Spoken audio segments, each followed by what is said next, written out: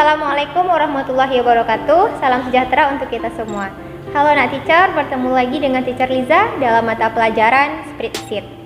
Nah, di video kali ini kita akan belajar tentang jenis dan fungsi rumus semi absolut, absolut, dan logika.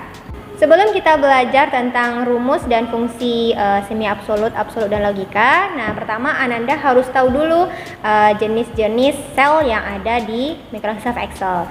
Yang pertama ada yang namanya alamat relatif, yaitu alamat sel yang akan berpindah secara otomatis pada saat sel tersebut dikopi ke manapun ya.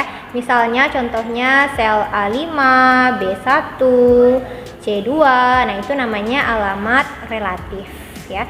Kemudian yang kedua ada yang namanya alamat semi absolut. Nah, alamat semi absolut ini yaitu sel yang hanya dikunci pada kolomnya saja atau barisnya saja ya. Contoh dari rumusnya yaitu misalnya kita mengunci kolomnya saja.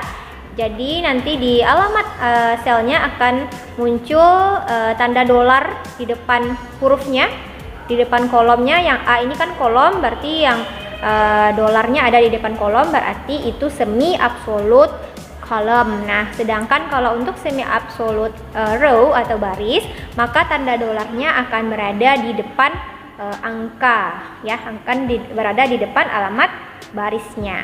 Itu dia untuk yang semi absolut. Kemudian yang ketiga ada alamat absolut, yaitu alamat sel yang terkunci. Jadi yang dikunci di sini adalah baik kolom dan barisnya. Nah, untuk melihat alamatnya itu Anda bisa lihat bahwa ada tanda dolar di depan kolom, di hurufnya, lalu ada juga tanda dolar di depan angkanya ya. Nah, lalu berikutnya tentang rumus dan fungsi logika. Nah, untuk rumus dan fungsi logika ini terdiri dari yang pertama ada logika if tunggal. Fungsi logika if tunggal maksudnya yaitu fungsi yang digunakan untuk memecahkan sebuah fungsi logika yang hanya mempunyai dua syarat dan memiliki dua kemungkinan ya. Jadi untuk memperolehnya bisa menggunakan rumus sama dengan if. Kita menggunakan fungsi if di sini jika ya, kalau dalam bahasa Indonesianya sama dengan if, kemudian buka kurung logical test value, logical test atau syaratnya, dan titik koma pemisahnya value if true, nilai jika benar, dan nilai jika salah. Jadi hanya ada dua kemungkinan. Yang pertama, apabila syaratnya terpenuhi maka nilainya akan benar, tapi jika syarat tersebut tidak terpenuhi maka nilainya akan salah. Itu untuk yang fungsi tunggal. Sedangkan yang kedua ada if majemuk, yaitu untuk memecahkan fungsi logika yang memiliki lebih dari dua syarat yang bernilai benar ya. Jadi syaratnya bisa 3, 4, dan selebihnya. Untuk rumusnya sendiri hampir sama dengan yang if majemuk tadi, tapi di sini tergantung dengan syaratnya. Apabila sebuah fungsi tersebut memiliki 3 syarat ya, maka 2 syarat akan bernilai benar dan 1 syarat akan bernilai salah. Kemudian kalau contohnya ada 4 syarat yang harus dipenuhi, maka 3 syarat bernilai benar dan 1 bernilai salah. Baiklah Ananda, kita akan mempraktekkan dulu untuk fungsi if tunggal dan if majemuk ya. Seperti yang bisa Ananda lihat, ini ada daftar gaji pegawai PT Segar bulan Juli tahun 2019, yang mana untuk informasinya sendiri sudah ada nama pegawainya, lalu golongannya, statusnya, dan jumlah anak. Sekarang kita akan mencari berapa gaji pokok, tunjangan istri, gaji kotor, dan potongan pajak, lalu berapa gaji bersih yang diperoleh oleh masing-masing karyawan. Nah, untuk informasinya atau ketentuan soalnya sudah teacher sediakan di sini. Kita akan coba untuk menghitung gaji bersih dari karyawan tersebut. Oke, kita mulai dari gaji pokok dulu. Nah, untuk mencari gaji pokok kita gunakan golongan ya. Jadi gajinya berdasarkan golongan dari masing-masing karyawan. Jika golongannya 1 maka gaji pokoknya 7.500.000. Kalau golongannya 2 gajinya 10 juta. Golongannya 3 maka gajinya 15 juta. Nah, berapa gaji pokok untuk masing-masing karyawan ini? Kita bisa menggunakan fungsi if majemuk ya, karena ada 3 syarat di sini. Makanya kita menggunakan if majemuk. Caranya seperti apa? Kamu tinggal masukkan rumus sama dengan if. Lalu kita masukkan logical testnya, yaitu jika golongan 1 ya, berarti kamu klik sel golongan. Jika golongannya sama dengan 1, maka gajinya yaitu 7.500.000. Nah, jangan kamu kasih titik ya. Kemudian syarat yang kedua, kita masukkan lagi if-nya. Jika golongannya sama dengan 2, maka gajinya yaitu 10 juta. Nah, 2 syaratnya sudah kita masukkan. Nah, 1 syarat lagi tidak usah kita bikinkan if lagi, tetapi tinggal kita jadikan dia bernilai salah. Jadi kalau tidak 1, tidak 2, berarti 3 ya. Nilai ketiganya yaitu angka 15 juta. Nah, selesai. Kamu tutup kurung sebanyak, kamu yang buka kurung tadi ya, ada 2 kali, berarti kita tutup kurung 2 kali. Lalu kita enter. Nah, rumusnya sudah kita masukkan seperti ini.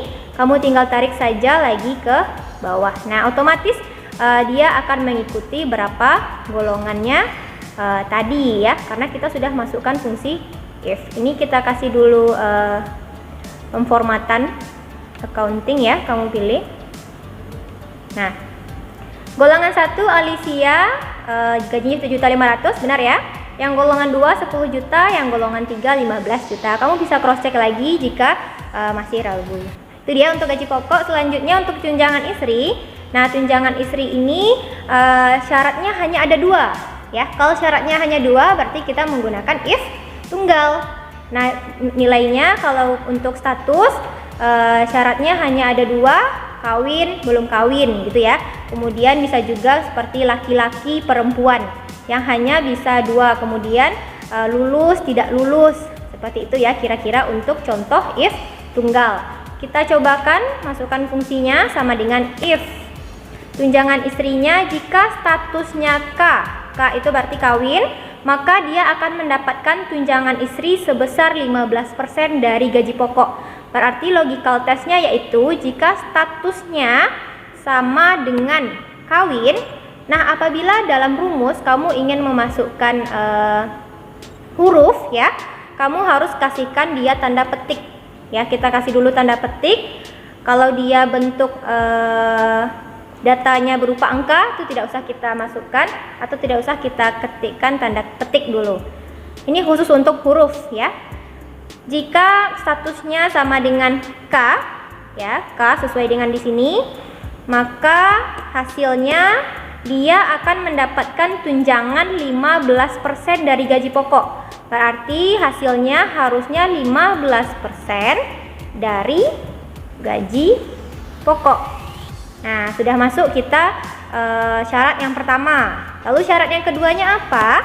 Syarat yang keduanya yaitu statusnya, apabila statusnya BK belum kawin, maka tunjangannya 0. Nah, ini dia kalau untuk if tunggal hanya ada 2 syarat, 1 bernilai benar, 1 bernilai salah. Nilai benarnya sudah kita masukkan, berarti yang bernilai salahnya adalah 0 ya. Jadi kalau dia belum kawin BK, maka dia tidak dapat tunjangan. Nah, gitu maksudnya ya. Jadi kamu tinggal tuliskan saja 0 di belakangnya, lalu tutup kurung, enter. Itu dia. Oke, karena si Alicia ini dia statusnya K ya, maka dia akan mendapatkan tunjangan istri gitu ya, atau tunjangan suami, tunjangan karena sudah menikah gitu maksudnya ya. Ini kita kasih tanda accounting dulu. Nah, yang statusnya BK yang belum kawin maka tidak dapat tunjangan. Nah, ini otomatis seperti itu ya. Oke, kita lanjutkan ke gaji kotor. Nah, untuk mencari gaji kotornya apa? Gaji pokok ditambah dengan tunjangan. Nah, berarti hanya tinggal kamu tambahkan saja sama dengan gaji pokok ditambah dengan tunjangan. Enter. Lalu kita tarik rumusnya ke bawah. Nah, dapat dia gaji pokok gaji kotor masing-masing karyawan. Lalu untuk PPh-nya dipotong PPh ya, gaji ini PPh-nya dipotong 5% dari gaji kotor. Berarti sama dengan 5% dikali gaji kotor. Enter. Nah, kita dapatkan PPh untuk masing-masing karyawan. Nah, yang terakhir gaji bersihnya berapa? Nah, untuk mencari gaji bersih berarti gaji kotor kita kurangi dengan PPh. Gaji kotor dikurangi dengan PPh. Oke, kita peroleh gaji bersihnya untuk masing-masing karyawan. Nah, ini penggunaan rumus dan fungsi logika seperti ini sangat mudah, sangat bisa kamu terapkan nanti apabila kamu melakukan praktek kerja industri. Itu ya. Kemudian untuk jumlah gajinya berapa? Nah, kalau untuk jumlah gaji kita gunakan fungsi matematik, yaitu fungsi sum ya. Nih, kamu jumlahkan semua gaji bersihnya. Berarti sebanyak inilah si PT Segar harus membayar gaji karyawannya sebesar 113 juta. Untuk gaji tertingginya berapa? Kalau ingin tahu berarti sama dengan max ya. Buka kurung, kita lihat berapa gaji tertinggi yang kita bayarkan. Nah, angkanya 16 juta. Kemudian gaji terendahnya ada di angka, kita cari dengan fungsi min. Nah, ada di angka 8 juta. Nah, itu dia penerapan atau pengaplikasian fungsi if tunggal dan if majemuk dalam pembuatan daftar gaji karyawan. Nah, sekian video teacher di materi hari ini. Silahkan untuk prakteknya Ananda cobakan sendiri di Microsoft Excel. Kemudian untuk minggu depan kita akan lanjutkan ke fungsi HLOOKUP dan VLOOKUP. Oke, sekian dari teacher. See you in the next video. Assalamualaikum warahmatullahi wabarakatuh.